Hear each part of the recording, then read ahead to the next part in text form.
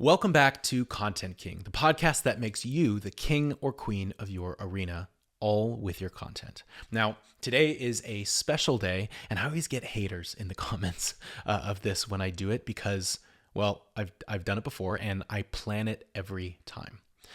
You see, 13 days ago, I committed to podcasting every day for 30 days. So I did 11 episodes, and then yesterday and the day before, crickets.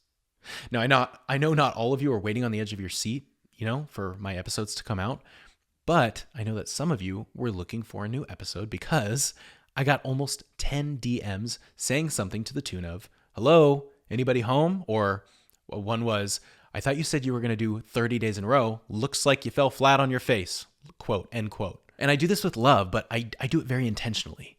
You need to experience what it's like to expect to hear from a YouTube channel or podcast or creator at a time they promised to show up, and then crickets, nothing. You feel let down, you feel like they didn't hold up their end of this unspoken bargain, and you might even write them off altogether. Now, when someone betrays you, it's the ultimate act of evil that you can do to someone, right? So even in small doses like this, it doesn't feel good. Imagine going back to when Friends or The Office was coming out with episodes consistently.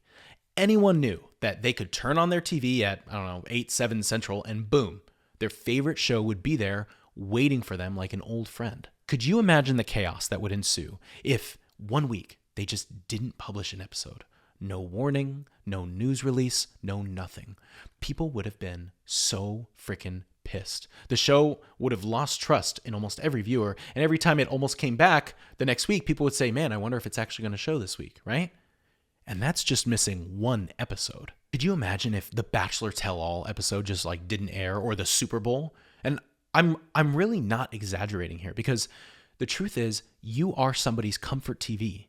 You are somebody's primetime sitcom, and you become even more solidified as these things as you post consistently. So the lesson here is that when you promise a posting schedule, keep it, or say goodbye to your audience's trust. Now, the second piece, of course, to this is to only promise what you can realistically deliver. Now, you know me, I keep my episodes short and sweet because I only want to use your time to tell you what you need to hear and nothing else. So thank you for giving me the last 3-ish minutes of your time. I know your time is valuable.